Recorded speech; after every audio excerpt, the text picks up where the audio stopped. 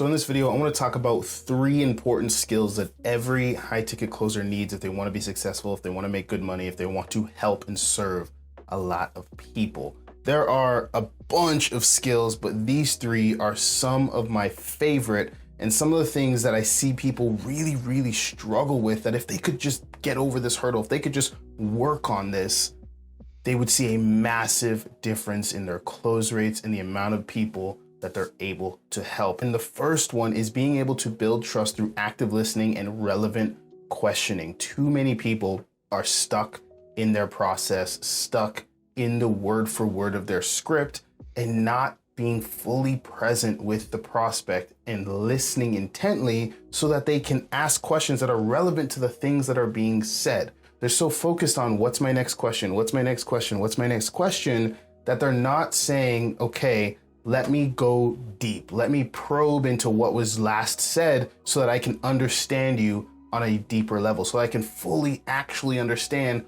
what the problem is, what the goals are, what this means to you, and how I can help you. If you learn how to actively listen, be fully present, and actually ask questions that are relevant to what's being said, you're going to avoid those scenarios where prospects are trying to rush you, where prospects are saying, well, can you just get to the point and, tell me what this costs? You're going to avoid the prospects that are getting annoyed at your questioning, that are upset at the fact that it's a 40-minute to an hour-long call. That only happens when they can tell that you're not really trying to understand them, you're just trying to take them through your process. You're going to build so much more trust if you do the opposite of that. The second skill that I think is super important is problem comprehension, and it kind of plays off the first one. Time and time again, I see people all the time struggling to actually comprehend what the real problem is. Now, this is a skill that can take time for a lot of people to build, because what it involves is not just active listening, but actively listening in a way that allows you to see past what's being said and understand what's actually being meant, if you understand what I mean by that. At the end of the day, people are going to give you a lot of surface level fluff. They're going to say a lot of surface level problems. And what you want to be able to do is read between the lines and listen in a way that allows you to kind of eke out and be able to dig and know where to press and where to probe and where to prod to get to the real problem. For example, I have, let's say, I'm doing a sales call and I'm speaking to someone who wants to get into remote sales, and they say, hey, I want to get into remote sales because, I want to make more money, or I hate my job, right?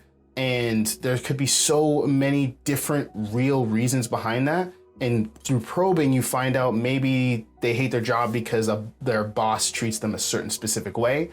They could hate their job because they're doing a lot of work and feel like they're not earning enough. They could hate their job because they have a coworker that they really hate working with. They could hate their job because they spend so much time at work, it takes them away from their family. There's so many different problems that are underneath that statement, I want to leave my job, or I hate my job, or I no longer want to work here, that if I just take that surface level problem and run with it, and I'm only, let's say I get to the end of the call now and I'm pitching to solve the problem of hating that job or whatever, I'm not really pitching to the real problem. I haven't fully took the time to understand them at their core, and therefore they don't feel understood. They don't trust me as much. And there's a whole slew of things that can come from that. So you have to be able to listen, probe, ask questions, and get to the bottom of that problem, not just accept the surface level answers that a lot of people will give you. The last one is patience. You have to take your time. You cannot rush, especially in high ticket sales. When you're selling something that is thousands and thousands and thousands of dollars, if the prospect feels like you're in any kind of rush to sell them, any kind of rush to collect the investment, it just displays a lack of confidence in what it is you're presenting. And if you're not confident in what it is you're presenting, why would they buy it, right? At the end of the day, if you're not confident, then you're probably not selling something that you truly believe is going to solve their problem. And usually that comes from you being in a rush. There's no need to be in a rush, right? You want to have patience, give the prospect space so that they can actually, there's lots of points in the call to have patience. Namely, at the beginning, obviously when they're explaining what their struggles are, when they're explaining what their goals are, give space. You don't need to be this super fast, quick-witted, I respond in 2.2 seconds closer. You just need to relax and give space. And, you know, it's important throughout the whole call, but where it's massively important is when you're handling objections. And I've said this in lots of videos. When people are, you know, giving their concerns, they're saying, I need to think about it. They're saying these concerns and objections, slow the process down, relax. I found this work really, really good for me, is you need to give them space to process their thoughts. A lot of people that you're running into that want to get off the calls with you that are saying, hey, I just need to think about it. Hey, just give me a day, give me 24 hours, are saying that because you're bringing this hyperactive, chipmunk-like rush energy to the call and to the, you know, to the way you help them navigate objections, the way you're handling objections. You're bringing this rush, snappy, jump in as soon as they finish their breath, as soon as they finish their thought. You're jumping in so quick that you're spiking their cortisol. They're putting a wall up and the sales resistance is going crazy because they're like, hey, this guy's trying to rush me. Why is he trying to push me? And they're like, this is an important decision for me. I don't want to rush this. And then they feel rushed. So their natural response when that cortisol spikes and the sales resistance goes up is to get off the call. It's like, hey, you know what? I just need to take time. I need to think about it. The reason why they're saying they need to think about it is because you're not giving them time right then and there to think about it. There's so many times where I drop price and I just shut up. And there's been times where it's been like 5 minutes of silence after dropping price of literally the prospect going,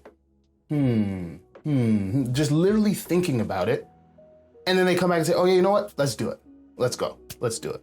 Right? Or if I'm handling objections, when I'm speaking, I'm slow, calm.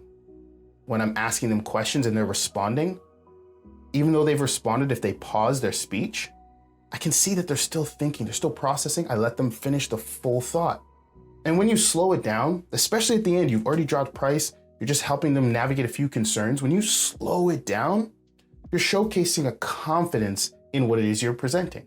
You're showcasing that you have nothing to hide. I'm not trying to rush you over the line because, oh, I'm afraid you might ask a question or I'm afraid you might think your way out of buying. I'm not afraid of that because I know what we're presenting, what I'm selling is truly going to benefit you. And what we've got works and it's a great offer. So I'm super calm to sit and let you stay there, right? It's like if you are selling something that is true, if you are telling the truth, truth holds up to scrutiny. So let's do it. Take your time, slow it down, right? But as soon as you start to rush, and you're like, so you ready? Like, let's just do it. Come on, let's jump in. Let's go. Like, you know, come on, let's do it. As soon as you try to rush that process, people are like, why is he trying to rush? What is he trying to hide? Right? So you need to learn patience if you want to close a ton of deals. People will like it more. People will respect you for it. People will trust you more. People will have more, will see the confidence that you have in what you're selling. And sales, a big part of it is a transfer of belief, a transfer of feeling. So when they feel that you're calm about this sale, they'll be calm about the purchase. Hopefully that helps. I'll see you guys in the next video.